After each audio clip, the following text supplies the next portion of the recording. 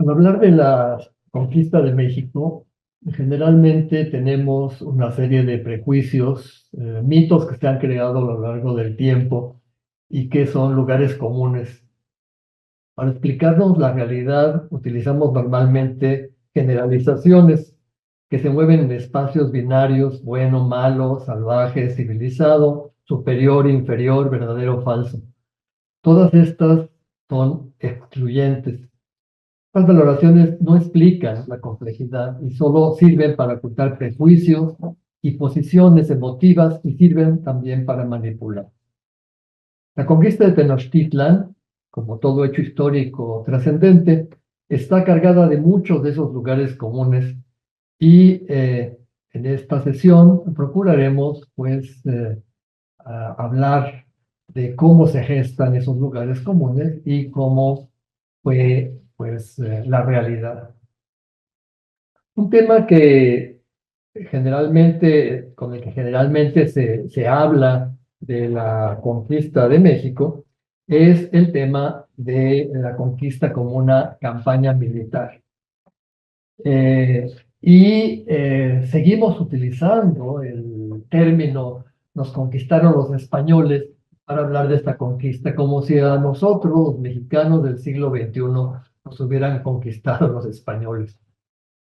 Este tema de la conquista es un tema muy controvertido y vamos a ver a lo largo de esas posiciones cómo las campañas militares ciertamente formaron parte de esta conquista, pero hubo también otros aspectos. Y no siempre fueron los españoles los principales actores de este proceso. Al hablar de la conquista también vamos a hablar del otro gran proceso de conquista que fue lo que se ha denominado conquista espiritual, la cristianización. Ese será el tema de nuestra próxima sesión. Y finalmente también hablar de conquista implica hablar de la colonización, porque la conquista de Tenochtitlan fue un hecho que aconteció en 1521, pero en 1521 no terminó la conquista. Inició un largo proceso que se llevó a cabo a lo largo de los 3 siglos del virreinato y que incluso todavía con la independencia seguía este proceso en las partes más norteñas del territorio. Este proceso que vamos a llamar la colonización será también objeto de otro de las exposiciones que tendremos en este sitio.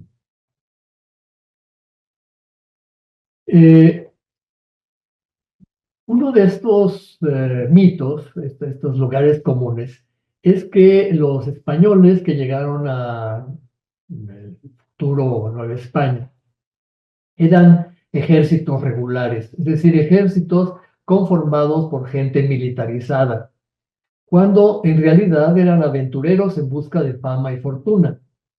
Estos aventureros estaban muy vinculados entre sí por vínculos familiares, clientelares, a veces procedían del mismo pueblo, de una misma ciudad, y desde las Antillas se habían generado estos vínculos. Estos vínculos habían surgido desde en Santo Domingo, por ejemplo, con Diego Colón, el hijo de Cristóbal Colón, que se convirtió en el gobernante de la isla y que envió a varios de sus amigos y compañeros a buscar otras islas y la riqueza que había en esas islas, ¿no? Esta riqueza que era parte fundamental del motor de la conquista, pues generalmente se encontraba pues muy escasa, ¿no? El oro era poco, ¿no? Y lo único que había pues eran seres humanos y por lo tanto las encomiendas y los repartos de mano de obra fue la forma fundamental de premiar los avances, digamos, colonizadores y conquistadores. Muchas veces estos capitanes que eran enviados desde una isla a otra se independizaban, ¿no? Se rebelaban contra quien los mandaba y así pasó, por ejemplo, con Diego Velázquez en Cuba y con otros de los conquistadores que realizaron estas hazañas, ¿no? En México pasó exactamente esto, ¿no? El modelo se había dado en las Antillas, lo siguió también Hernán Cortés, ¿no? Todos estos hombres venían empapados de la novela de caballería, del espíritu que vimos la sesión anterior, de espíritu de buscar hazañas, aventuras y oro. Son también hombres sumamente empapados de la religión, que no era opuesto el tema religioso al tema de la fama y fortuna, ¿no? Sabemos, las primeras noticias que tenemos de estos personajes fueron transmitidas por ellos mismos, ¿no?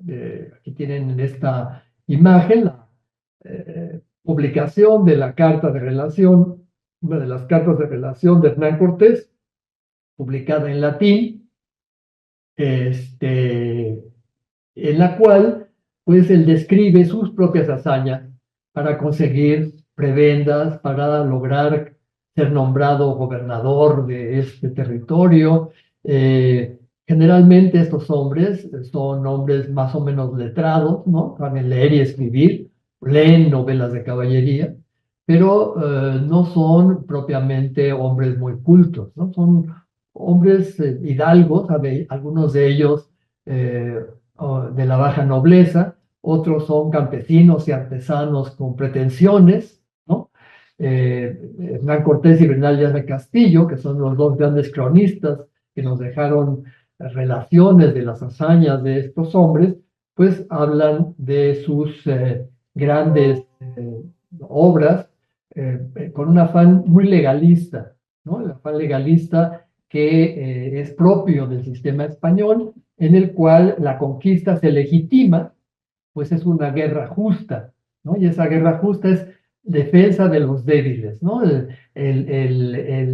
Los mexicas tienen esclavizados a los otros pueblos y lo que se maneja aquí es que los españoles vienen a liberarlos del dominio de los mexicas, ¿no? Esta historia, esta defensa del débil, esta extirpación de las idolatrías, pues será uno de los grandes temas de estas crónicas, ¿no? Entonces tenemos una historia construida a partir de los intereses particulares de los conquistadores, que son los que nos dejan estos testimonios, ¿no?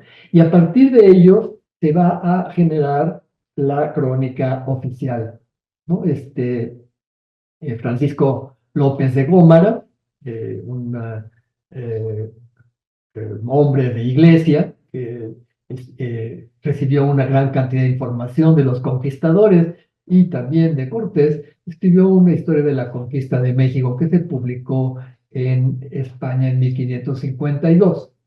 En esta obra, Cortés aparece como un guerrero piadoso, ¿no? Como un hombre que tiene el aval celestial. La conquista está sostenida por el cielo. Incluso él menciona que Santiago, el apóstol que había guerreado contra los musulmanes, que apareció a los españoles en sus guerras contra los indios, ¿no? Y la conquista está entonces en el plan providencial, pues la idolatría es demoníaca, ¿no? Todo el tema de que los indios son idólatras, son caníbales, hacen sacrificios humanos, todo esto es una justificación importantísima que en todas estas obras se está llevando a cabo, ¿no? Así nace lo que podríamos llamar es la crónica oficial, ¿no? Esta crónica oficial que a lo largo del siglo XVI pues va a generar varias obras. Una de las más importantes es esta, la historia general de los hechos de los castellanos en las islas y tierras firmes del mar Océano, que abarca todos los descubrimientos y conquistas de las Antillas, de México y del Perú, en una obra exaltatoria, ¿no? Una obra que exalta la labor española como contraparte de todo lo que se estaba generando de la leyenda negra en Europa, ¿no? Sobre todo en los enemigos de España, Inglaterra, Holanda, por supuesto en Francia. Se había generado toda una leyenda alrededor de la destrucción y de los horrores que habían cometido los españoles en estas conquistas, ¿no? Esta leyenda negra tuvo su base sobre todo en la obra de un fraile del que hablamos la sesión anterior, que se llamaba Fray Bartolomé de las Casas, y que escribió una gran cantidad de obras en contra de la encomienda y mostrando que los españoles no eran, pues, el ideal cristiano que se esperaba de ellos, ¿no? Y las Casas, como un fraile, decía que la conquista debía hacerse de manera pacífica, la conquista espiritual, ¿no? Una vez que se hubieran sometido los indígenas, la conquista debía ser realizada de manera pacífica y sin violencia, ¿no? Y esta idea será otra de las grandes temas también como vamos a ver en las futuras sesiones sobre lo que es la idea de la conquista. Estos textos, toda digamos, visión oficial de la conquista de México Tenochtitlan y de las conquistas realizadas por los españoles en América, pues es una visión muy sesgada, ¿no? Ahora sabemos que, por supuesto, en la conquista participaron mayoritariamente los indígenas, que los españoles fueron un grupo muy pequeño, y que en la conquista de México Tenochtitlan y del resto del territorio no se hubiera logrado sin el apoyo de estos contingentes indígenas. ¿Cómo está este territorio cuando llegan los primeros contactos españoles a las costas del Caribe, a las costas de lo que es actualmente Quintana Roo? Recuerdan que los primeros contactos enviados por Diego Velázquez desde Cuba, Cuba está muy cerca, relativamente cerca de Yucatán, ¿no? Son los viajes que hizo Francisco Hernández de Córdoba, primero en 1517 y después Juan de Grijalva en 1518.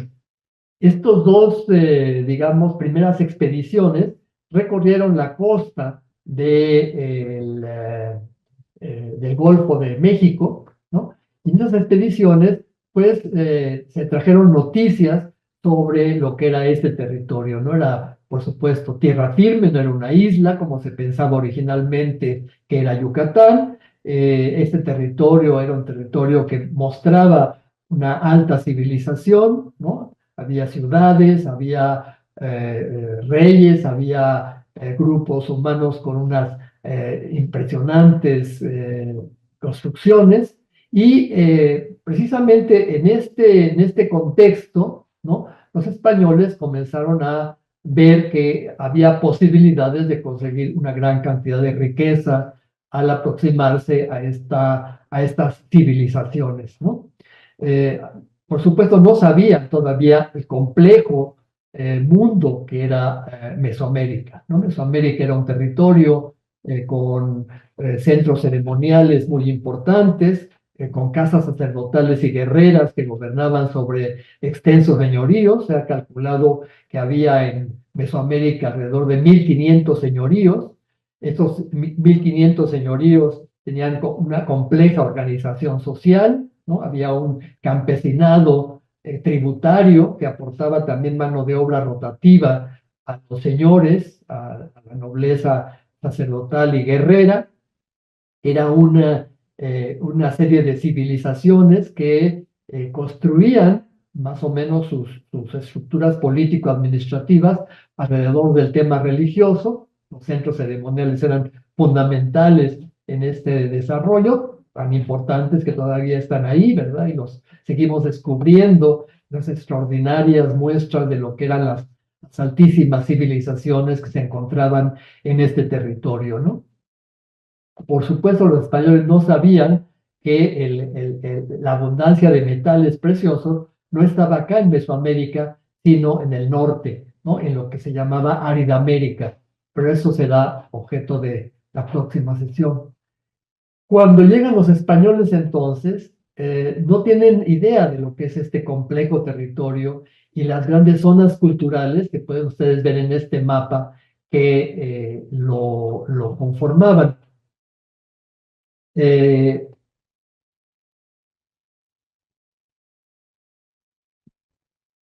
Algo muy importante que hay que señalar es que cuando llega Cortés en 1519 a las costas de la, lo que es actualmente Quintana Roo, en el Caribe, pues no tiene mucha idea de lo que es esto, ¿no? Ya había expediciones anteriores, varios de los que venían con Cortés ya habían estado en las expediciones de Hernández de Córdoba y de Juan de Grijalva, aquí en esta costa sucede algo que va a ser determinante para la expedición, ¿no? No solamente traen la experiencia antillana, ¿no?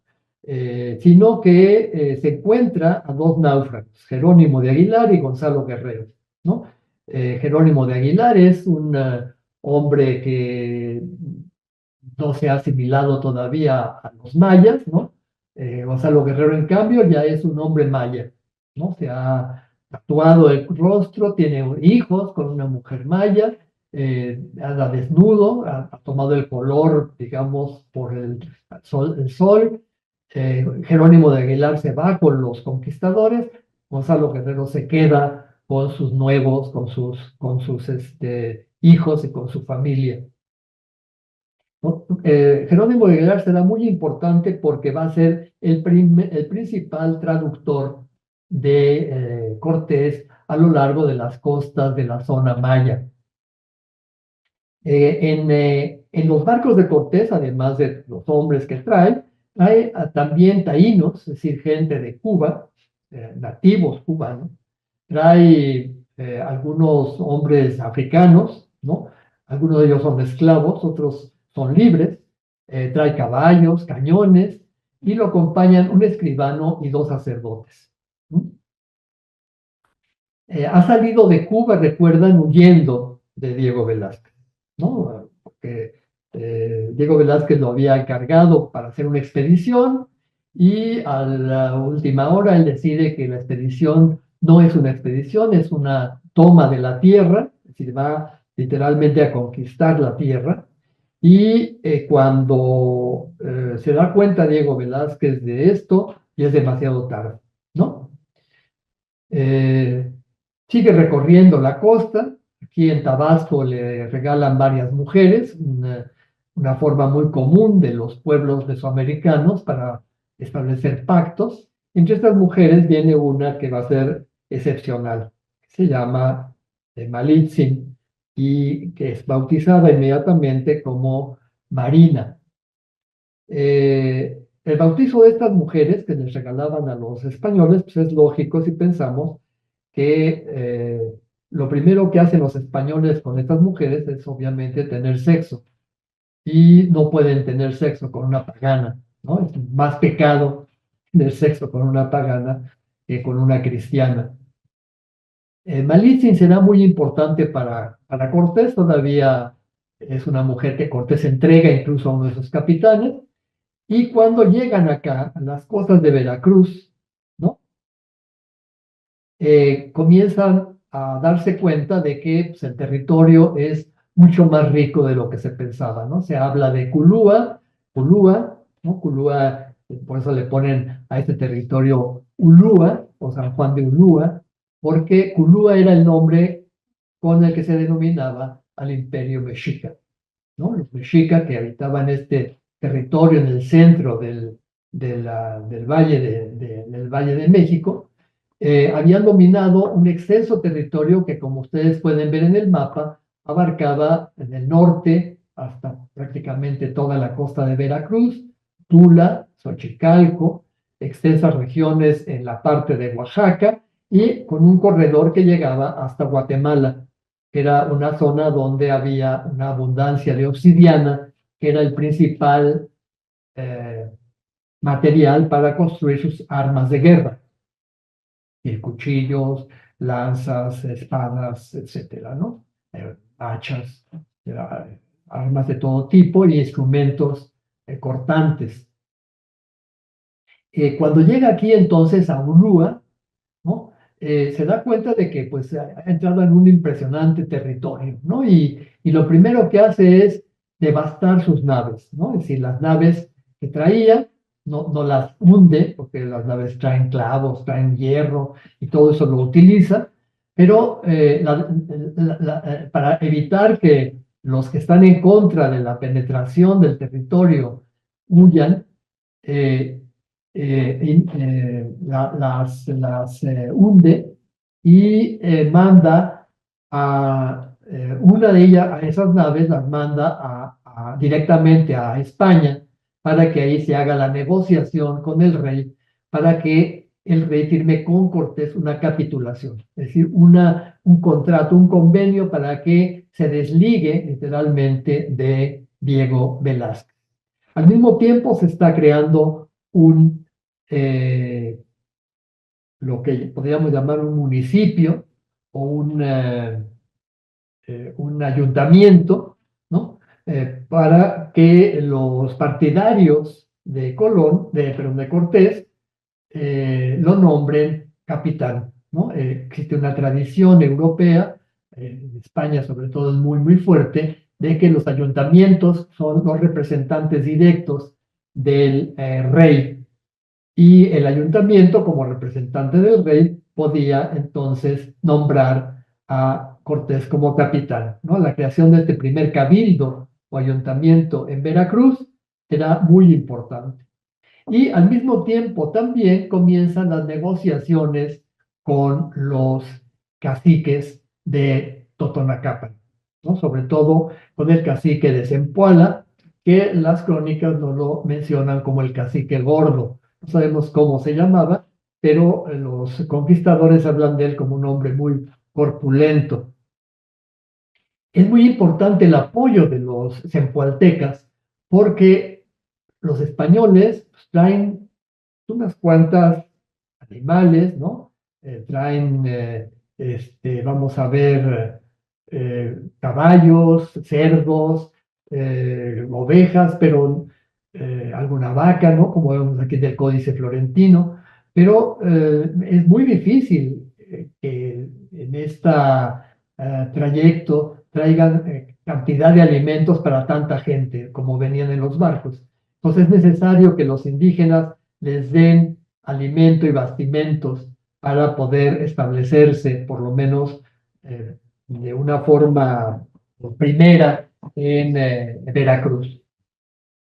A partir de aquí se dan los tres niveles de negociación, ¿no?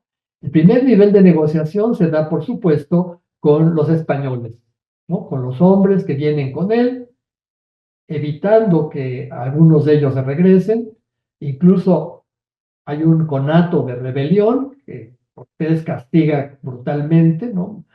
Corta las manos a los rebeldes. Hay un conato también que intentan regresar, no lo permite. Consigue, gracias al cabildo de Veracruz, ser nombrado. Y otro nivel de negociaciones con los indios.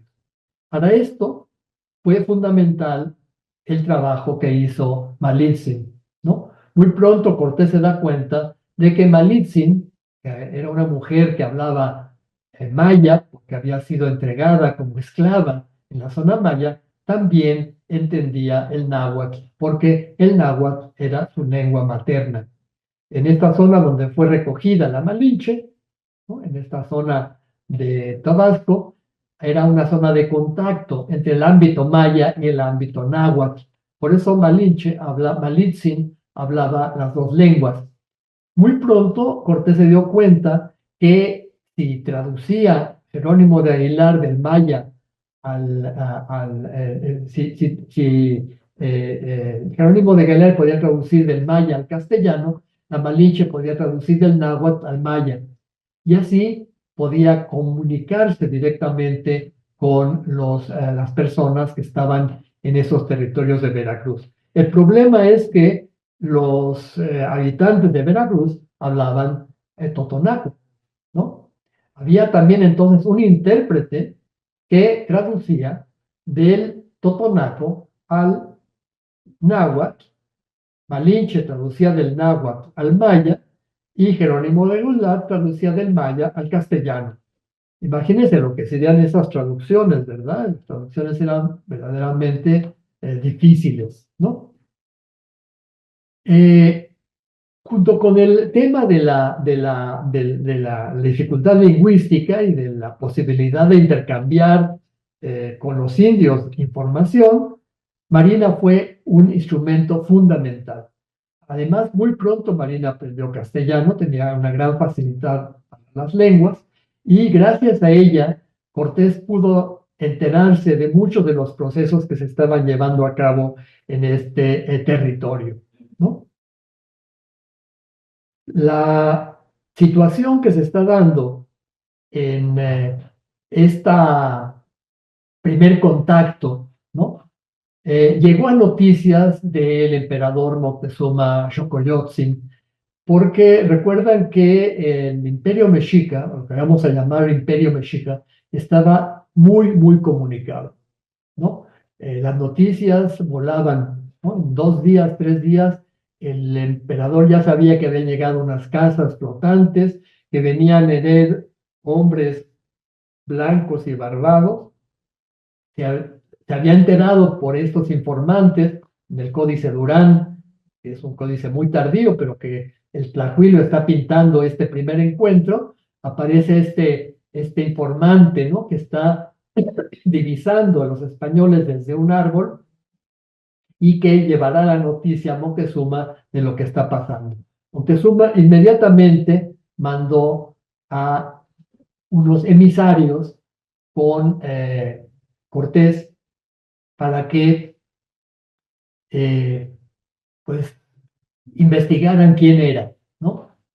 Parece ser que existía la tradición de que Quetzalcóatl, este Dios y hombre, ¿no? Que había jurado regresar en un año uno caña, y en 1519 era un año uno caña, eh, pudo haber sido este mito el que hizo que llegaran estos emisarios con todos los atributos de Quetzalcóatl para vestir a estos que acababan de llegar pensando que podían ser emisarios de Quetzalcóatl. Incluso les ofrecieron carne humana por si acaso eran dioses. Muy pronto se dieron cuenta los emisarios que eran seres humanos como ellos, ¿no? Que eran teules. Teúl es una palabra para cualquier ser distinto a los naturales, digamos, de Mesoamérica, y muy pronto Cortés se dio cuenta de esta situación y comenzó a hacer un despliegue de fuerza, ¿no? Les dio un poco de vino a los emisarios, mandó correr a los perros, cabalgar a los caballos, mandó que el cañón disparara contra un árbol, y una serie de actos para impactar, digamos, para causar miedo, ¿no? Y todas estas informaciones llegaron a Moctezuma. Tenemos la famosa visión de los vencidos, ¿no? En este texto que tradujo el padre Ángel María Garibay y que publicó Miguel León Portilla, cómo recibió Moctezuma estas informaciones sobre quiénes eran los españoles, cómo venían, cuáles eran los animales que traían, cuáles eran sus armas, ¿no? Todo esto está en estos informantes que después recopiló Fray Bernardino de Sahagún. Vamos a ver que junto con los españoles venían no solamente españoles, ¿no? Venían extremeños, pero también venía algún griego, italianos, portugueses, algún vasco, incluso algún judío, el judío español. También venían conquistadores africanos, ¿no? Juan Garrido, uno de esos africanos, participó en las conquistas y recibió premios por su participación en la conquista, ¿no? También venían mujeres, venían 5 o 6 mujeres españolas y una gran cantidad de mujeres y hombres cubanos, nativos, taínos, ¿no? Incluso sabemos que estos ejércitos, este contingente tan numeroso, ¿no? Pues algunos de ellos se quedaron en Veracruz, pero otros se fueron con Cortés, ¿no? De acuerdo con los distintos cronistas, el contingente consistía en 11 naves, 518 infantes, 16 jinetes con caballos, 13 arcabuceros, 32 ballesteros, 110 marinos, 8 mujeres españolas y 200 indios e indias de Cuba y africanos como auxiliares de tropa. Alrededor de 850 hombres y mujeres venían en la expedición. La presencia de estos caribeños, esclavos africanos, quedó comprobada cuando recientemente se descubrió en Calpulalpan, en Tlaxcala, una serie de vestigios óseos de esta época y a través de estudios de ADN se descubrieron precisamente todas estas variantes, digamos, raciales, étnicas en los grupos que venían con Cortés, ¿no? A los ojos de los mexicas, salvo los cubanos, todos los demás pertenecían a la categoría de extraños. Es la palabra teutl. Teutl no significa solamente Dios, no significa algo extraño. Todos estos datos los tiene Eric Taladoa en un estudio interesantísimo que se publicó en Estudios de Cultura Náhuatl. Vamos a ver cómo en este encuentro de dos extraños, ¿no? Aquí tenemos en el Códice Durán. Códice Durán es una serie de ilustraciones que acompañaban una relación que hizo este dominico, Fray Diego Durán, de las costumbres, los rituales y de la conquista de México Tenochtitlan, y que fue ilustrado por un tlacuilo, ¿no? Aquí vemos en esta imagen cómo llegan los emisarios con los atributos que piensan que pueden gustarle al recién llegado. Aparece, por supuesto, dos de las cosas extrañas que les parecieron extrañas a los emisarios de Moctezuma, un caballo y un africano, ¿no? Eh, Uno de los lugares comunes que se repiten y se repiten a lo largo de las historias es que los españoles traían armas de fuego y traían elementos que podían ser superiores, el armamento superior al de los indígenas, ¿no? Pero el acero, los cañones, los caballos, fueron determinantes para la conquista. Ahora podemos imaginarnos que en un primer impacto quizás sí, ¿no? En un primer impacto un cañón, un arma de fuego pudo haber sido terrible para los indígenas, pero numéricamente los indígenas eran muy, muy superiores. Numéricamente hubieran acabado con los 850 españoles que habían llegado a las islas, ¿no? Esto es entonces muy difícil de pensar que hubo una superioridad numérica. Tenemos aquí de nuevo el Códice Durán, aparecen los guerreros indígenas, ¿no? Con todos sus estandartes, sus atributos guerreros, sus disfraces de águila, de jaguar, de coyote, ¿no? Con todas las armas que tenían, que son básicamente armas de piedra, ¿no? De obsidiana, frente a los ballestas y las armas españolas. Pero no eran muy distintas las armas españolas a las armas indígenas y pensamos que los caballos eran muy pocos, ¿no? Los hombres que venían a caballos y venían con armadura, porque solamente un caballo puede sostener armadura, pero imagínense caminando con armadura, es imposible. Generalmente los españoles muy pronto tomaron que es una especie de cota de algodón que los indígenas usaban para protegerse de las flechas, un algodón muy grueso que posiblemente, mucho más ligero, posiblemente fue para los españoles más atractivo en climas tan cálidos que una armadura que solamente podían usar los que andaban a caballo, ¿no? Igual pasaba con los escudos que no eran de metal, eran generalmente escudos hechos de cuero, ¿no? Las armas, como hemos visto, tampoco eran muy abundantes las armas de fuego, ¿no? Pero usaban igual lanzas, ballestas, las ballestas que vimos se habían inventado, se habían utilizado durante la Guerra de 100 años, ¿no? La espada, sí, muchos traían espadas, pero la espada pues, también era un instrumento que quizás era tan mortífero como cualquiera de las armas indígenas, ¿no? Como las flechas, los lanzadardos o las ondas para lanzar piedra, ¿no? Que fueron también armas muy mortíferas. Quizás los perros, ¿no? Los perros fueron algo que a los indígenas los asustaron mucho, ¿no? El uso de perros de guerra, muy comunes desde la antigüedad en Europa, y para América, pues eran una novedad, ¿no? Los squintlis, que recuerdan esos perros que más bien servían para comer, eran animales que no ladraban, no eran violentos, ¿no? En comparación con estos enormes mastines que traían los españoles y que venían literalmente armados como si fueran, pues, guerreros, ¿no?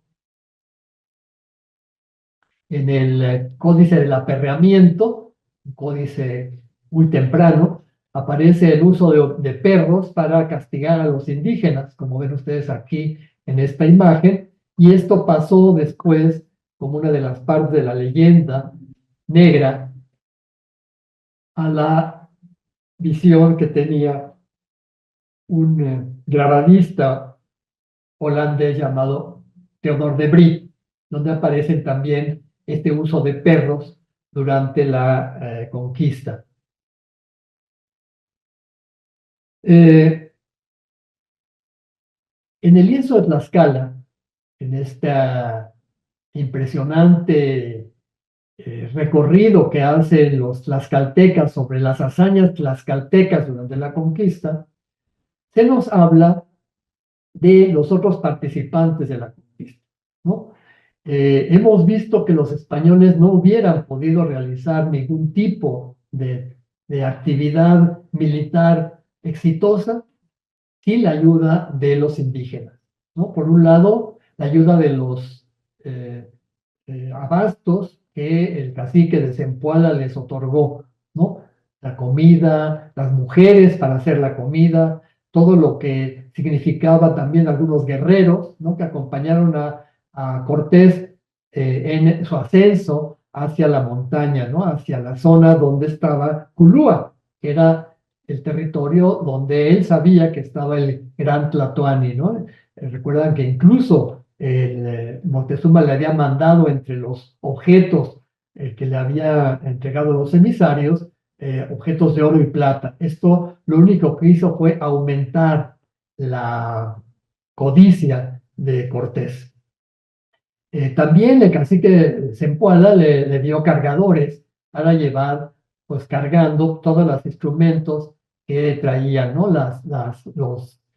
Aquí tenemos uno cargando las lanzas, los cañones, las bombardas, es una bombarda, ¿no? Un cañón que se utilizaba con pólvora, ¿no? Y la pólvora muy pronto tuvieron que fabricarla con el azufre del popo, ¿no? La pólvora se fabrica, recuerdan, con azufre y carbón y otras sustancias.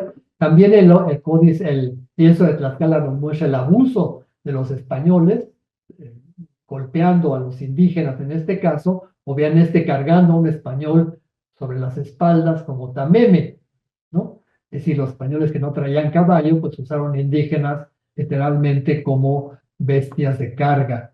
¿Mm? Entonces, este primer encuentro, ¿no? Es un encuentro de violencia, pero al mismo tiempo un encuentro de colaboración, ¿no? Los españoles se encontraron en los caciques y por supuesto en la población nativa colaboradores para su empresa. En el Códice Durán aparecen los españoles encabezando estos contingentes de indígenas cargadores, ¿no? Trayendo bastimentos y con ayuda de ellos llegaron hasta Tlaxcala, ¿no? Aquí tienen en este mapa aparece el trayecto que siguió Cortés, ¿no? Desde Zempoala, ¿no? Subiendo hacia Jalapa y después hacia Izhuacán, ¿no? En esta zona es donde comienzan a entrar en contacto con los tlaxcaltecas. Los tlaxcaltecas, antes de que enfrentarse con ellos, pues mandan a un ejército otomí. Los otomíes eran como mercenarios, ¿no? Para que se enfrenten con ellos y los españoles los vencen, ¿no? Los vencen, obviamente, con sus ejércitos zempoaltecas. ¿Sí? Los tlaxcaltecas entonces deciden entrar en contacto pacífico con los españoles, porque recuerdan que Tlaxcala era un territorio independiente de México Tenochtitlan, pero que continuamente estaba recibiendo pues guerra, ¿no? Los mexicas hacían guerras floridas, guerras que se usaban para capturar prisioneros de guerra para los sacrificios. Y Tlaxcala era como su coto de caza, ¿no? Su coto de guerra. No les convenía que Tlaxcala fuera un aliado, pues se convertía en un territorio continuamente asolado por la guerra y también en un territorio que pues estaba muy pues en contra del dominio mexicano. Todo esto Cortés se iba enterando a lo largo del camino gracias a Malitzin, ¿no? Porque Malitzin no solamente era traductora, era también informante, era estratega. Muchas veces Malitzin se daba cuenta de cómo estaba la situación y le decía a Cortés qué hacer para que Cortés pudiera hacer lo apropiado, ¿no? Porque la única que se daba cuenta de mucho de lo que estaba pasando, porque hablaba la lengua de lo que estaba, de la zona, era la Malinche, ¿no? La famosa Marina Malitzin.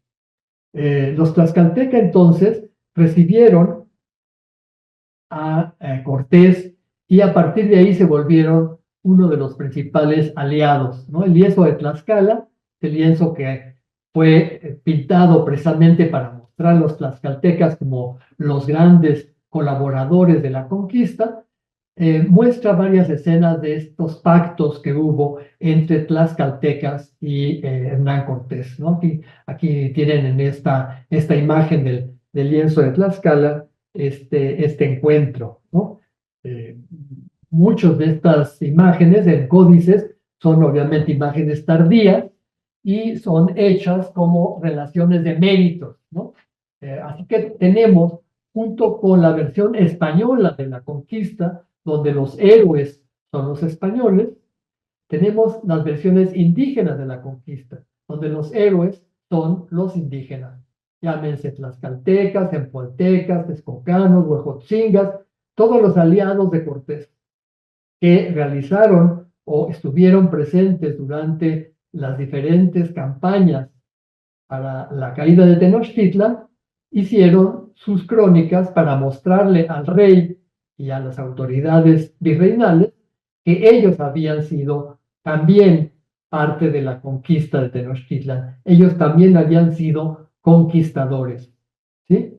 Esta visión de los vencidos es la visión tenochca, ¿no? La visión tlaxcalteca debería llamarse la visión de los vencedores, ¿no? Aquí tienen en este códice donde aparece Cortés recibiendo a los diferentes señores de Tlaxcala y esta mujer Marina con estas mujeres indígenas, ¿no? Luisa, ahí tienen sus nombres, incluso son mujeres nobles que traen telas ricas para dárselas a esta que era pues casi el alter ego de Cortés, ¿no? Todo el mundo descubrió que Marina era algo más que una intérprete, algo más que una traductora, ¿no? Podríamos decir, el brazo derecho de Cortés. A pesar de esto, Cortés le da muy poco crédito en las cartas de relación, ¿no? Porque imagínense darle crédito a una mujer, ¿no? Que fue una de las colaboradoras más importantes. Entonces, él se atribuye muchas cosas que en realidad fueron idea y obra de Marina. Los tlaxcaltecas, una vez que se establece el vínculo, ¿no? se dan cuenta de que la alianza con Cortés va a ser importantísima, ¿no? Tanto los tlaxcaltecas como los empualtecas tienen muy clara idea de que la única forma de vencer a los mexicas es uniéndose todos bajo una cabeza, ¿no? Y esa cabeza es pues el señor recién llegado, estos conquistadores. Es idea de los tlaxcaltecas atacar el gran santuario de Cholula, porque Cholula era una de las principales aliadas de los tenochcas. Cholula era además, recuerdan, un santuario, el gran santuario del dios Quetzalcóatl. En ese santuario se veneraba, todavía existe este monumental pirámide, se veneraba una de las figuras más importantes del panteón mesoamericano, era el dios del viento, ¿no? La serpiente emplumada. Tenemos en el lienzo de Tlaxcala cómo se llevó a cabo esta conquista, ¿no? La famosa matanza de Cholula, un hecho sumamente violento, pero en el cual participaron tanto Cortés como los tlaxcaltecas. Los tlaxcaltecas en este momento se están vengando de los cholultecas que muchas veces habían participado en las guerras que los mexicas organizaban contra ellos, ¿sí? Y tenemos entonces en esta matanza de Cholula, ¿no? Un acto tanto de los españoles como de sus aliados, los tlaxcaltecas. El códice Azcatitlan, otro códice también de mediados del siglo XVI, que es como un apuntes de lo que fue la conquista, aparece también este avance de Cortés en el camino hacia Tenochtitlan. Es muy interesante que en todos los códices de la época, Malitzin tiene un papel fundamental. A veces aparece incluso antes que Cortés, como pueden ver ustedes aquí en este códice, ¿no? Incluso a Cortés le llaman Malinche a veces, porque pensando que pues la que tiene la voz cantante, la voz de Cortés es ella, es la mujer, ¿no?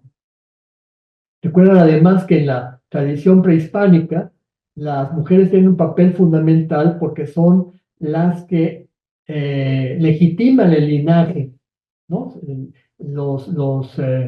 Todos los grupos del centro de México legitiman sus linajes casándose con mujeres acolúas, con mujeres que tienen la tradición que viene desde Tula. Y esta relación de la mujer como legitimadora del linaje muy posiblemente también tuvo que ver en esto de considerar a Cortés como un eh, digamos, jefe militar, ¿no? Autorizado a través de un linaje femenino, a pesar de que la Malinche será una esclava, ¿no? También ahí en Ibeso vemos la presencia de este africano, ¿no? En medio de los conquistadores, todos ellos con armadura, lo cual es un poco difícil si no tienen caballo, ¿verdad? Como hemos visto, y en los tamemes cargando todas las mercancías, todos los objetos que traen. Faltarían ahí también las muchas mujeres que venían con ellos, ¿no? Es curioso que no solamente la Malinche fue una traductora e intérprete, muchas mujeres que fueron entregadas como concubinas a los españoles fueron también muy pronto aprendiendo el castellano, intérpretes de sus compañeros, ¿no? Muchas veces estas señoras, algunas de ellas nobles, incluso indígenas, aprendieron castellano y fueron parte de estos puentes de traducción que hubo entre los españoles y los grupos mesoamericanos, ¿no? Y junto a las mujeres también los niños también comenzaron a ser intérpretes por la facilidad que tenían para el aprendizaje de las lenguas, ¿no? Tienen aquí en esta imagen los huejotzingas también participaron. Claro, los tlaxcaltecas se llevan las palmas porque ellos fueron los que más escándalo hicieron sobre su participación en la conquista. Pero también los huejotzingas participaron, ¿no? Tienen el códice de Huejotzingo, parece esta imagen de la Virgen que cargaban como estandarte los ejércitos españoles, y abajo están los ejércitos de Huejotzingas que acompañaron a Cortés en la conquista.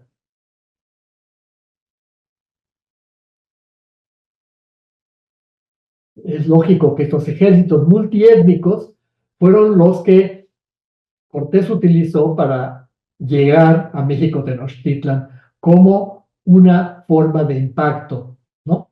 Si hubieran llegado él y sus hombres, que no llegaban a 500, varios se habían quedado en Veracruz, ¿no?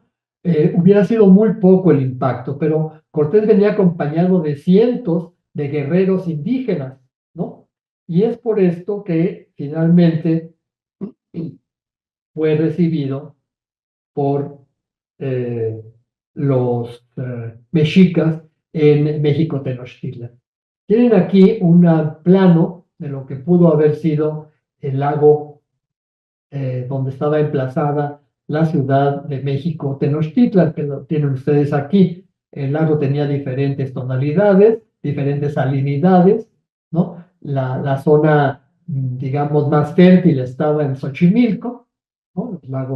Los lagos, porque ahí estaban las fuentes de agua dulce, ¿no? Estas fuentes alimentaban este lago que se contaminaba con agua salobre cuando las lluvias hacían crecer el lago de Texcoco. Es por esto que Nezahualcóyotl, el señor de Texcoco, mandó construir este enorme albarradón que permitía que las aguas saladas no contaminaran las aguas dulces, ¿no?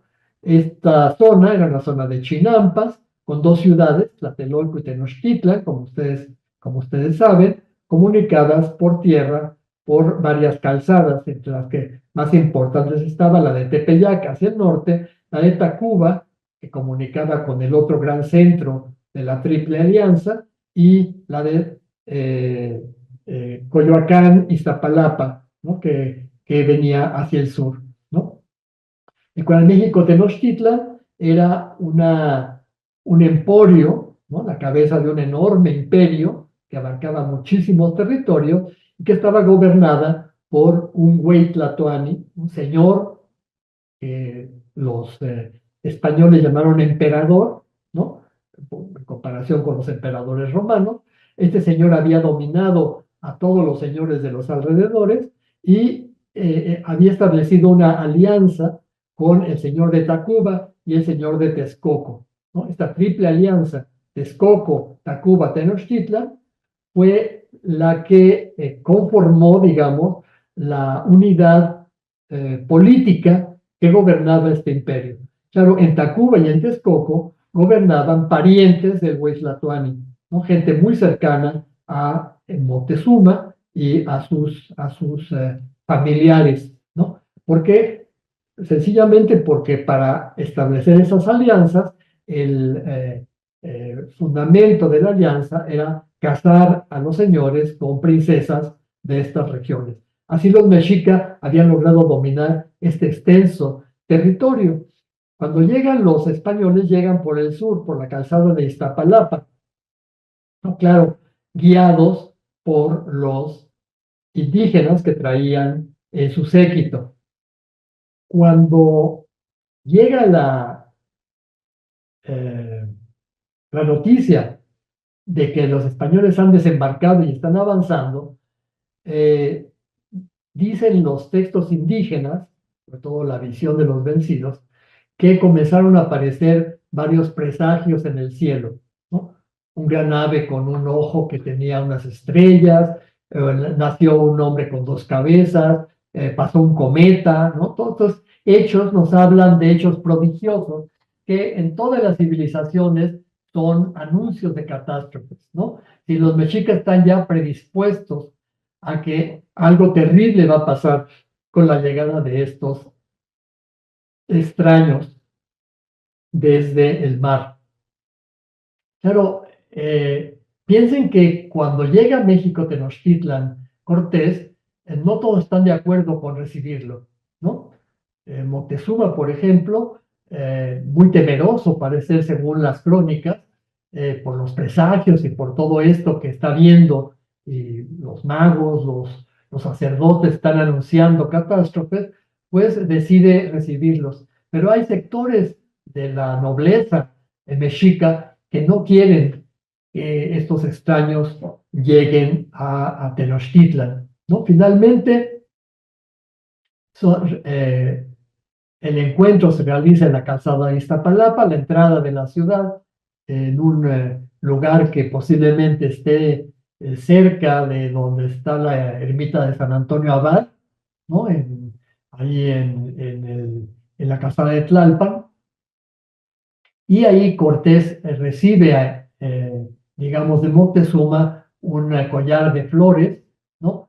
Y una serie de regalos, ¿no? En este códice Durán, como hemos visto, aparece este encuentro entre Cortés y Moctezuma que será determinante como discurso político a todo lo largo de la historia del virreinato, ¿no? Según los criollos, este fue el inicio del pacto que celebró Moctezuma con Cortés y por lo tanto con Carlos V, ¿no? Este fue el pacto por el cual Moctezuma entregó su reino a Carlos V. Claro, lo que estamos aquí viendo es en realidad un acto de recibimiento, ¿no? Un acto de recibimiento que representó de una gran cantidad de formas. Por ejemplo, vean en el lienzo de Tlaxcala, aparecen Moctezuma y Cortés en el encuentro, vean todos los regalos que traen, ¿no? Además del famoso collar de flores, ¿no?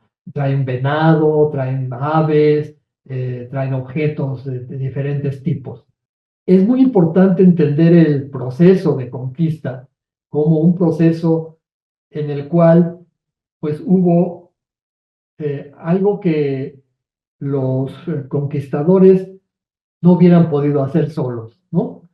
Los indígenas dieron a los españoles protección militar, vigilancia, exploración, espías, fortificaciones, retaguardia, información geográfica, política y estratégica, diplomacia, ¿no? Es decir, guías, asesoría, contactos políticos, traducción, servicios de apoyo, mujeres y sirvientes, y 100% de alimentación. Si todo esto permitió a los españoles llevar a cabo un encuentro que en realidad fue pues un desencuentro, ¿no?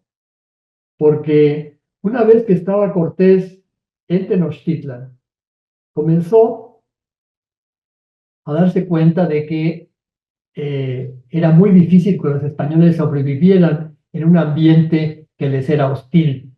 No todo el mundo lo recibió tan bien como Moctezuma.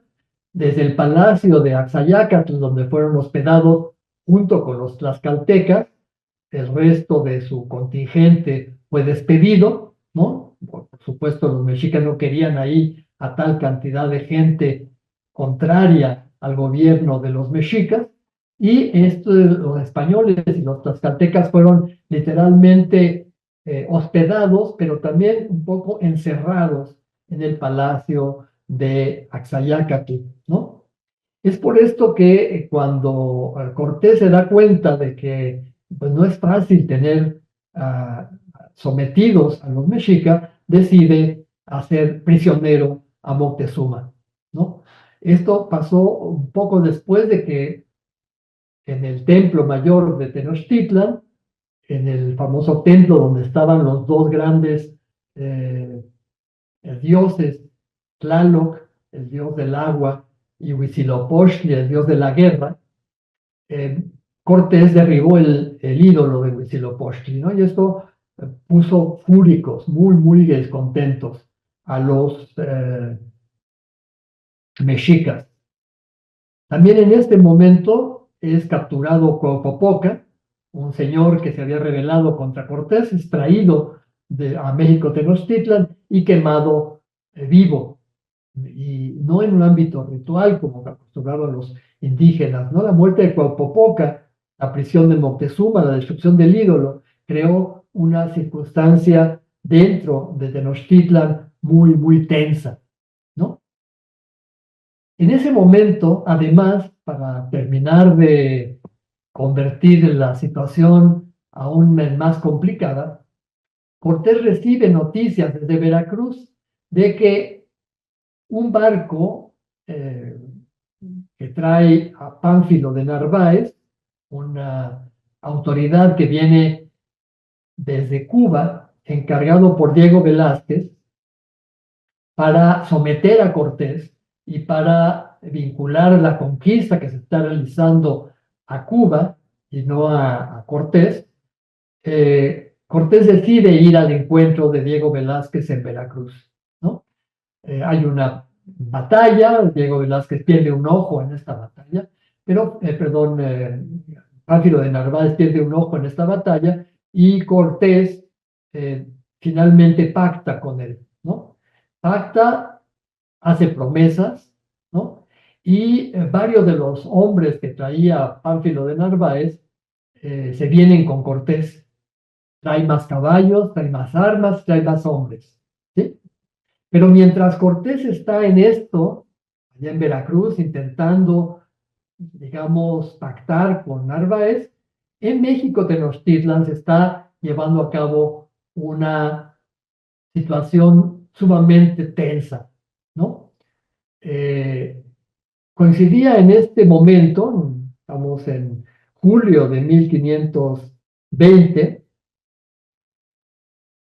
no, perdón, en mayo, en abril-mayo, una fiesta que se llamaba la fiesta del Toxcat, la fiesta en la cual se sacrificaba a un joven que representaba al dios Tezcatlipoca, ¿no? Durante un año el joven era alimentado, ¿no? Con todo lo que quisiera, tocaba unas flautas, iba quebrando sus flautas día con día, y finalmente se le vestía como Tezcatlipoca y se le sacrificaba. En esa fiesta se esperaba, ¿no? Y los españoles que estaban en el palacio de Axayácatl recibieron la información de que iba a hacerse un complot contra los españoles y los iban a asesinar a todos. Pedro de Alvarado, que era el encargado de los españoles, se adelanta y realiza una terrible matanza en el Templo Mayor, ¿no? Muchos códices, entre ellos el Códice Durán, el Florentino y otros códices, mencionan esta terrible batalla que se realizó en el Templo Mayor. Vean a los españoles matando a los guerreros que estaban realizando una danza, los dos tambores, el Huehuetl y el Teponaztle, son tambores de guerra, ¿no? Y la matanza del Templo Mayor fue la gota que derramó el vaso, ¿no?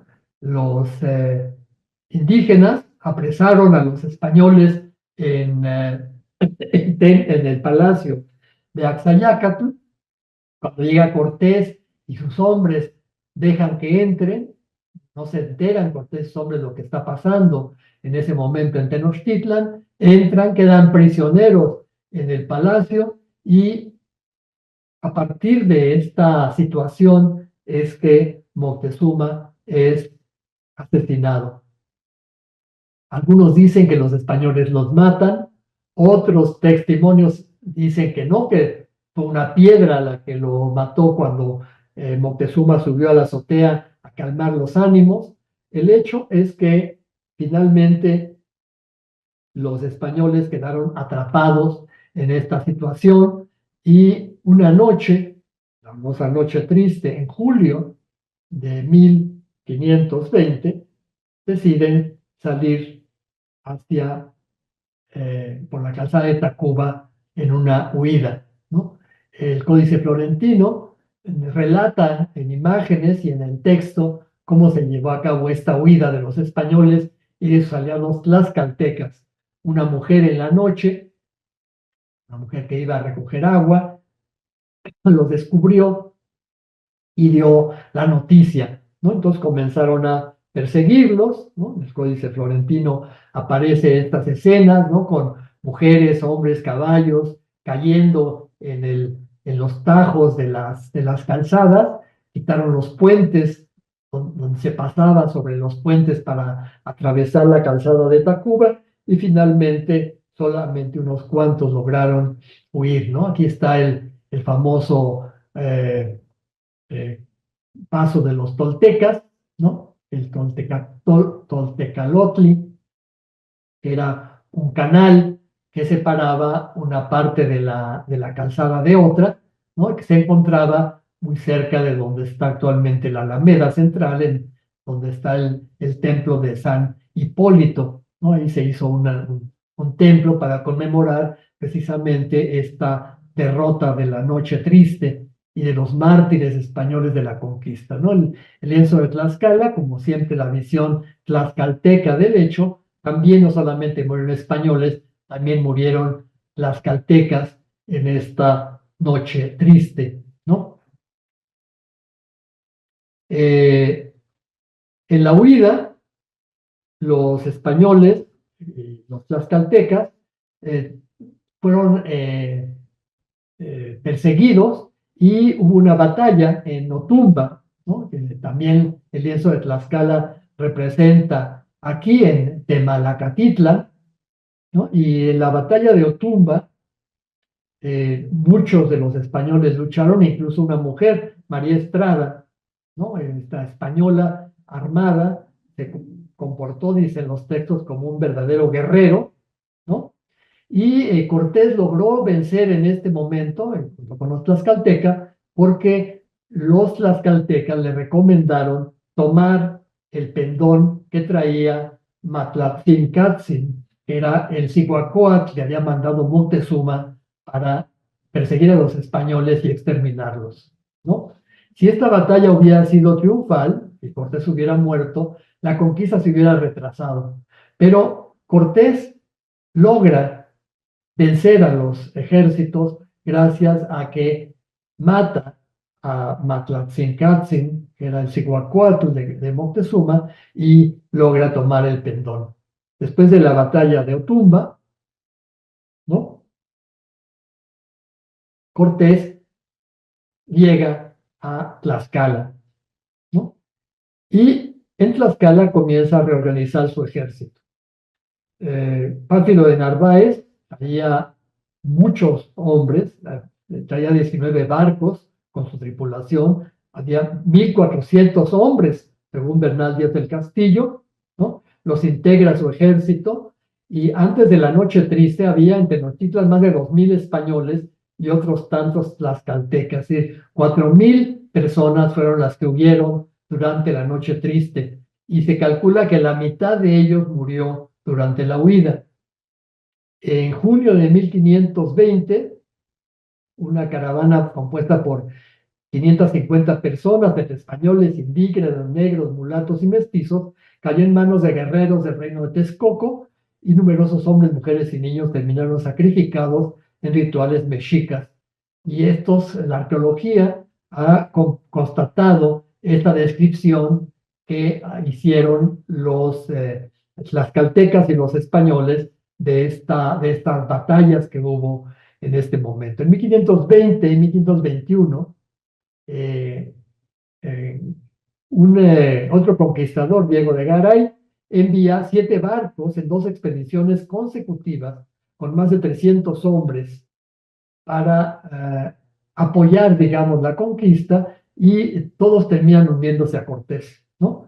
Eh, en 1521, el 28 de abril de 1521, ya el ejército de Cortés contaba con 86 hombres a caballo, 700 infantes, 118 cabuceros y alrededor de 900 hombres, sin mencionar, obviamente, los que estaban estacionados en Veracruz y en Tlaxcala. Pero estos 900 hombres hubieran sido insuficientes, de nuevo, sin el apoyo de los numerosos contingentes tlaxcaltecas, huejotzingas, chalcas, que llevaron a cabo la conquista. Aquí tienen el lienzo de Tlaxcala. Tenemos a todos estos señores tlaxcalteca ofreciendo bastimentos, comida para los caballos y maíz, en fin, para realizar la conquista. Imagínense la movilización de estos contingentes tan numerosos, necesitaban enormes cantidades de comida, de bastimentos, ¿sí? Coyoacán se convirtió en el centro de operaciones de esta conquista. Pero junto con esto, también fue necesario someter a varios de los reinos circundantes que todavía eran adictos a los mexicas, ¿no? Entre ellos estaba, por supuesto, Iztapalapa y Texcoco. Texcoco era miembro de la Triple Alianza. El señor de Texcoco era uno de los parientes de Moctezuma, ¿no? Pero en Texcoco había un problema dinástico, ¿no? Cuando Cortés conquista Texcoco, uno de los jefes de los texcocanos se pasa a su bando. Otro de los miembros de la nobleza texcocana es apoyado por los mexicas. Iztlizóchitl, que es este señor de Texcoco que se alía con Cortés, va a ser fundamental en el proceso de la conquista, porque precisamente en Texcoco es donde se están armando los bergantines que van a llevar a cabo la conquista de Tenochtitlan por el agua, ¿no? Por el lago, ¿no? En el Códice Durán aparece esta construcción de los bergantines, ¿no? ¿Se fijan? Es muy interesante porque el que dirige los trabajos es un señor indígena, ¿sí? Carpinteros texcocanos, con los bosques que estaban en esa zona, fueron los constructores de estos bergantines, obviamente con tecnología europea, y esta situación va a generar que muy pronto Cortés también necesite otros aliados hacia el sur. Por esto que se llevan a cabo varias campañas en la zona del Valle de Cuernavaca, ¿no? Para conseguir alianzas, siempre apoyados por los ejércitos tlaxcaltecas y huejotzingas. Ahí tienen en esta imagen la toma de Tenochtitlan con los embarcaciones que se construyeron en Texcoco. Para esto fue necesario romper el albarradón construido por Nezahualcóyotl, ¿sí? Y ese es el Códice Florentino. Y los cañones, parte de estos ataques se hicieron por agua, junto con los contingentes que estaban desde Coyoacán y después desde Tacuba, atacando por Tlatelolco, finalmente terminaron por conquistar México Tenochtitlan en el 13 de agosto de 1521, ¿no? Aquí aparecen en estas escenas también del lienzo de Tlaxcala la conquista que hicieron los tlaxcaltecas y Cortés, porque recuerden, el lienzo de Tlaxcala es una exaltación de la labor conquistadora de los tlaxcaltecas, ¿eh? Es una memoria de los vencedores tlaxcaltecas sobre los tenochcas, sus antiguos enemigos, ¿no?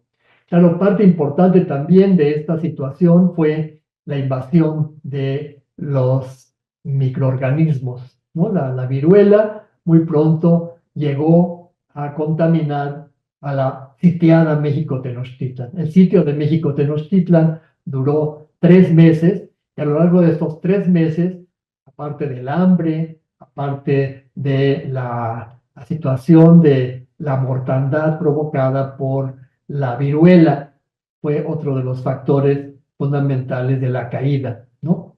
En el Códice Florentino también nos muestra a estos individuos muertos por la viruela, ¿no? Después de la muerte de Montezuma, eh, subió Cuitláhuac como jefe, como tlatoani electo por los señores mexica, y Cuitláhuac muere de viruela. Y a la muerte de Cuitláhuac sube Cuauhtémoc como señor de los mexicas. Cuauhtémoc era, eh, por su línea materna, era también señor de Tlatelolco, y cuando cae Tlatelolco, Cuauhtémoc huye, como ustedes saben, pero es apresado finalmente, ¿no? Aquí tienen en esta escena, también del lienzo de Tlaxcala, el sitio de Tenochtitlan, desde Xochimilco, desde Tlacopan, Coyoacán, y, como cae por mar y por tierra, digamos, por agua y por tierra, la ciudad de Tenochtitlan. En la carta de relación de Hernán Cortés que se publicó en Nuremberg, aparece este plano de la Ciudad de México recién conquistada. Un plano muy interesante porque el plano es obviamente de factura indígena, pero con algunos elementos españoles. Por ejemplo, aquí en la parte de arriba aparece Coyoacán, porque obviamente la ciudad estaba destruida, todo llena de cadáveres, apestada todo a muerto, ¿no? Y Cortés tuvo que limpiar la ciudad y mientras puso su cabeza en Coyoacán. Aquí tienen el Coyoacán con el gran escudo de Carlos V en la parte norte de la ciudad, ¿no? En realidad Coyoacán está en el sur, ¿verdad? Pero bueno, el mapa no está orientado hacia el norte. En el centro está la ciudad, digamos, el centro ceremonial, ¿no? Todas las chinampas alrededor de México Tenochtitlan con las calzadas, la calzada de Tacuba, ¿no? Que era la calzada más cercana a tierra, la calzada de Iztapalapa, que es Iztapalapa en el sur, ¿no? Y la calzada del Tepeyac, ¿no? Con el ramal hacia Tlatelolco, aquí está Tlatelolco, ¿no? Con un ramal hacia Naucalpan, hacia este, todo el territorio que dominaban los mexicas alrededor del lago. Una vez conquistada México Tenochtitlan, obviamente muchos de los territorios que estaban sometidos al dominio de Mexica cayeron bajo el dominio español, ¿no? Siempre acompañados los españoles de contingentes indígenas, ¿no? Comenzaron a someterse el resto de los señoríos que no estaban sometidos a Mexica. Aquí tienen algunos de los señoríos libres, ¿no? Mestitlán era uno de ellos, aquí en el en el 1, ¿sí? Tlaxcala, por supuesto, Teotitlán, Yopitzingo, la parte de la zona de Guerrero, ¿no? El señorío Tarasco en el occidente y el señorío de Tututepec en la Mixteca en la parte del sureste, ¿no? Estos señoríos, obviamente, con la caída de México Tenochtitlan, no se sometieron directamente al gobierno español y tuvieron que ser conquistados de una manera violenta, ¿no? Salvo el señorío de Michoacán, ¿no? Michoacán era un importante señorío, también formado por una triple alianza, Iguazio, Pátzcuaro y Tzintzuntzan.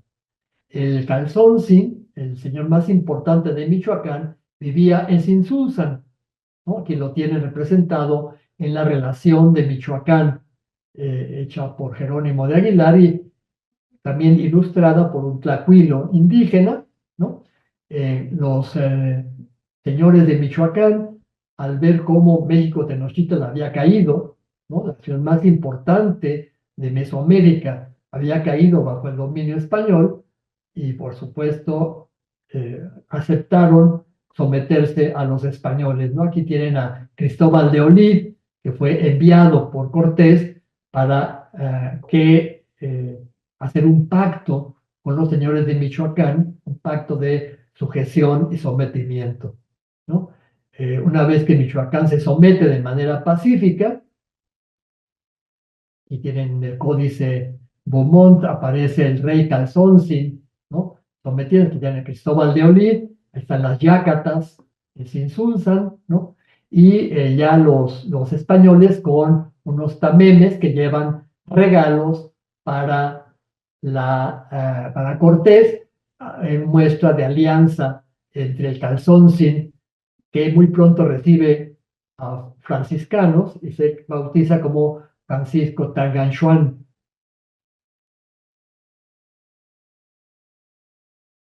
Otros señoríos como Mestitlán son sometidos por la fuerza.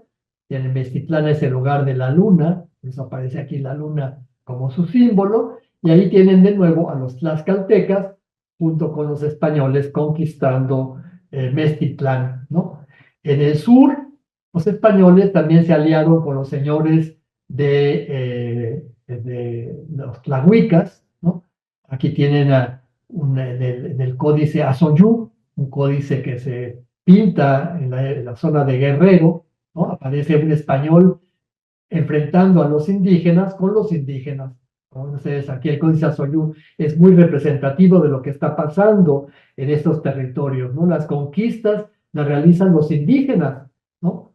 Dirigidos por los españoles, pero siempre son los contingentes indígenas, son los que conocen bien el territorio, son los que manejan la toponimia, son los que conocen las lenguas, conocen las tradiciones. La guerra mesoamericana continúa durante la época de la conquista española, ¿no?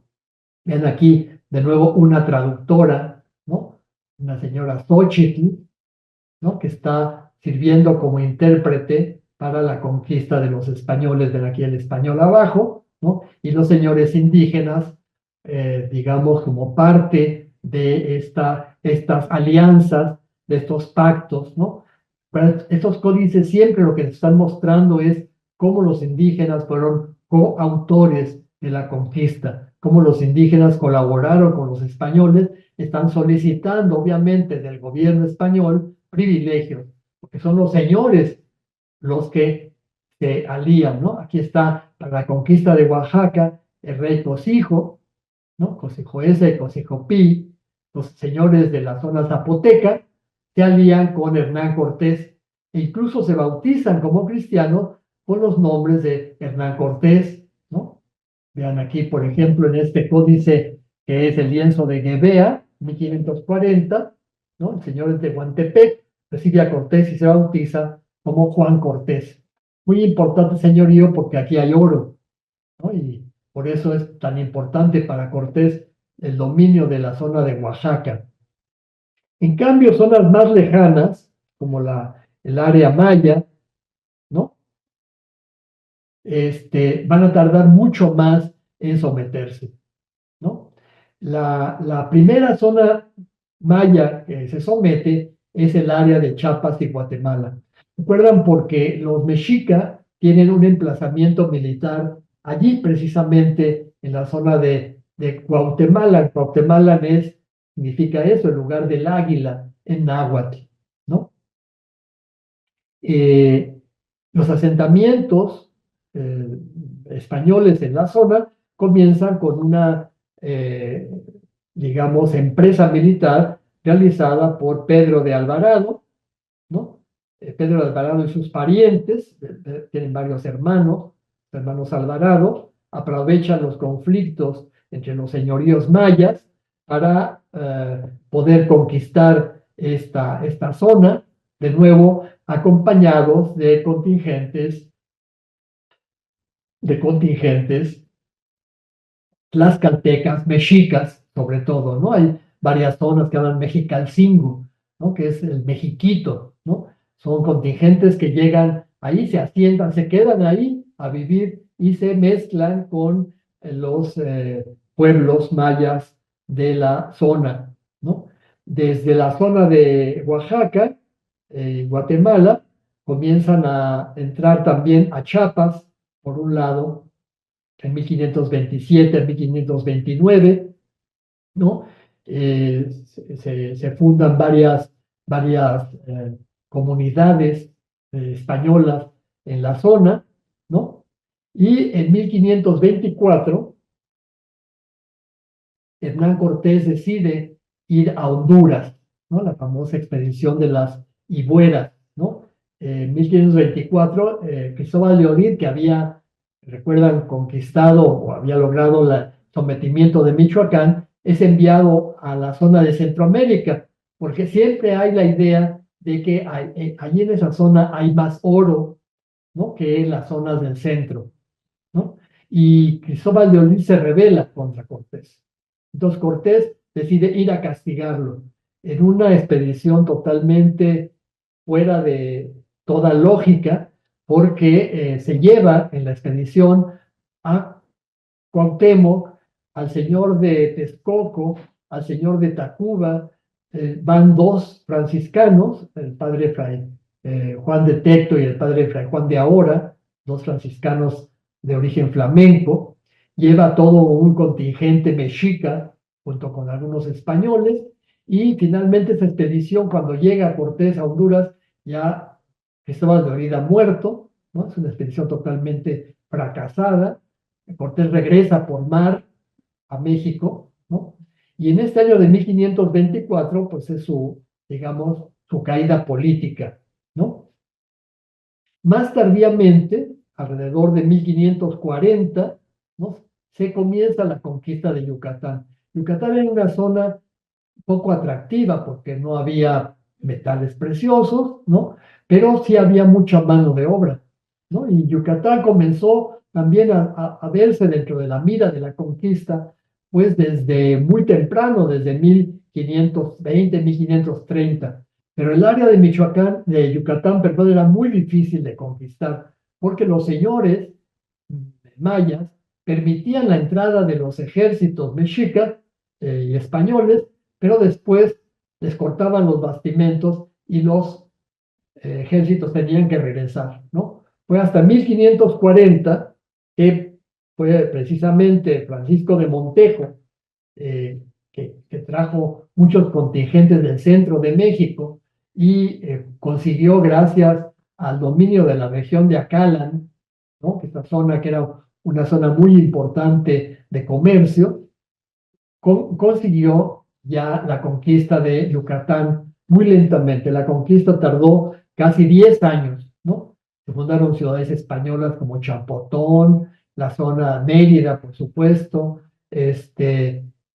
y Campeche, Valladolid.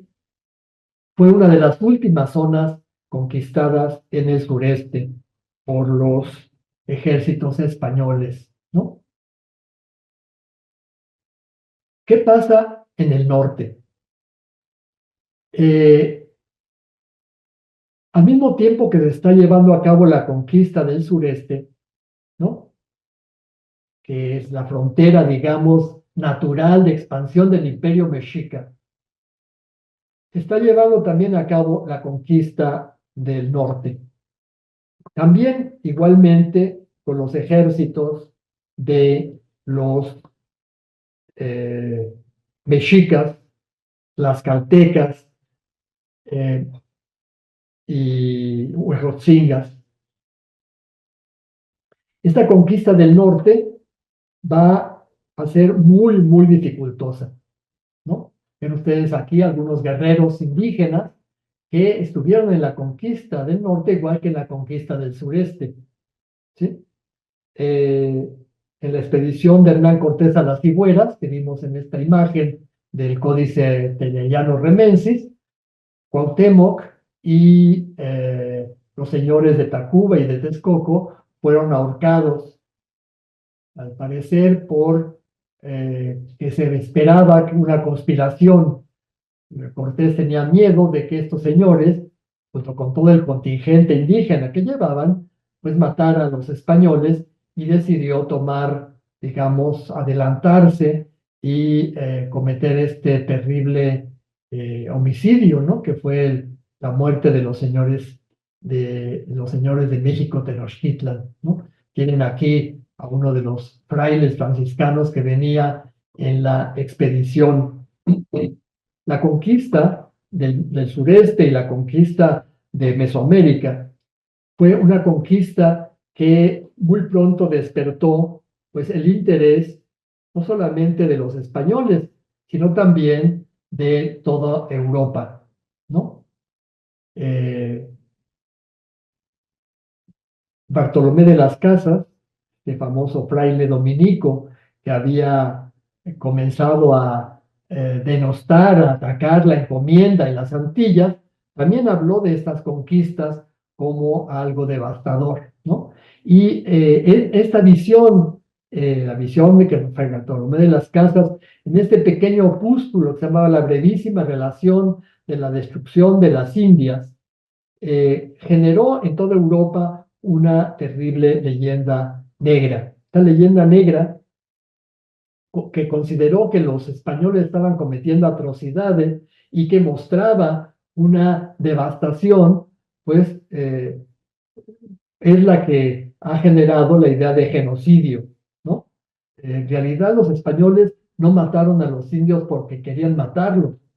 En realidad la conquista se realizó como un acto muy violento ciertamente, pero como un acto que buscaba la conformación de un territorio que era sometido al rey de España, de un territorio donde los indígenas sirvieran de mano de obra a los españoles y a la nobleza indígena que había colaborado con los españoles en la conquista. ¿Sí?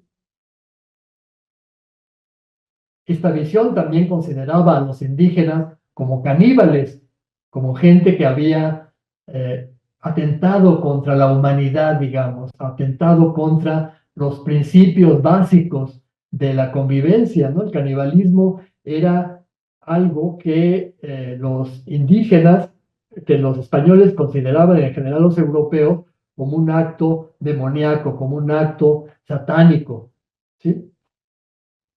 La conquista, entonces, fue vista como una labor de los españoles, pero al mismo tiempo justificada como una extirpación de las idolatrías. Aquí tienen la conquista realizada por las caltecas de nuevo, ¿no? Los conquistadores españoles siempre están en un segundo plano, en estas visiones de los tlaxcaltecas vencedores, ¿no? Tenemos entonces que esta situación de la conquista entre, por un lado, una conquista militar, armada, pero también una conquista que se realizó por otro lado, con pactos con aquellos pueblos que estaban hartos del dominio mexica. Esta tónica entre conquista, diplomacia, pactos, fue lo que marcó las conquistas futuras del territorio. Nosotros hablamos de una conquista de México Tenochtitlan como una conquista única, como la primera conquista, pero de hecho la conquista duró los 3 siglos. En este mapa pueden ustedes apreciar los avances de las diferentes etapas en las que se realizaron estas conquistas. Siempre, insisto, con el apoyo de los ejércitos indígenas, sin el cual hubieran sido imposibles estos avances. ¿Sí? Por un lado está el territorio de Mesoamérica. En 1524, este territorio central, que abarcaba no solamente el imperio mexica, sino también el señorío Tarasco y partes del señorío de Colima, ya estaban sometidos al dominio español, ¿no? Incluso hasta Guatemala, el Soconusco. Otras zonas habían sido zonas donde el náhuatl se había extendido, y el náhuatl era una lengua franca, una lengua que todo el mundo hablaba, siempre con traductores e intérpretes, ¿no? Los intérpretes traductores eran una costumbre, no solamente en el ámbito de Mesoamérica, sino también en Europa. Recuerda, el imperio de Carlos V era un imperio plurilingüístico, ¿no? En el imperio de Carlos V en Europa se hablaba flamenco, holandés, francés, vasco, gallego, castellano, italiano, siciliano. Las lenguas europeas que se hablaban en el imperio de Carlos V requerían continuamente de intérpretes, ¿no? Es decir, el mundo europeo estaba acostumbrado a los intérpretes. Y por supuesto, cuando llegan a América, el intercambio lingüístico fue fundamental. Al principio muy dificultoso, pero con el tiempo comenzó a haber muchísimos indígenas que hablaban castellano y muchísimos españoles que comenzaron a aprender las lenguas indígenas, sobre todo, bueno, algunos frailes, y esto posibilitó muchos mestizos, comenzaron también a hablar las dos lenguas, y esto posibilitó que estas conquistas y estos pactos fueran posibles. A lo largo de este primer periodo, se consolidaron muchas instituciones y muchos pactos con los pueblos nativos. Esto posibilitó la siguiente etapa de la conquista de la zona de Chiapas, la zona de Yucatán y la parte de Centroamérica. Aunque extensas regiones aquí en la zona de Verapaz, los Lacandones, en el norte de Guatemala, en el Petén, en la zona de Honduras, todavía siguieron sin estar sometidos al dominio español. Son zonas selváticas, montañosas, muy dificultosas. Hasta el siglo XVIII comienzan a haber penetración en estas regiones que se conocen como el Petén o la Verapaz, ¿no? Muy tardíamente esta zona fue sometida al gobierno español. Y lo mismo pasó con las zonas norteñas, ¿no? Las zonas norteñas, a diferencia de Mesoamérica, en estas áreas habitaban pueblos nómadas y seminómadas. Y estas zonas fueron muy lentamente conquistadas y colonizadas, por una sencilla razón, porque allí no había una infraestructura que posibilitara el asentamiento español. Vamos a hablar de esta otra conquista en dos sesiones, cuando hablemos de las conquistas del norte y de las largas y prolíficas campañas que se dieron en el norte. Pero junto con esas campañas militares, también se dio un proceso de conquista espiritual, un proceso de conquista evangelizadora. Es por esto que necesitamos hablar de la evangelización como la segunda conquista en Mesoamérica, tema que será tratado en la próxima sesión. Muchas gracias.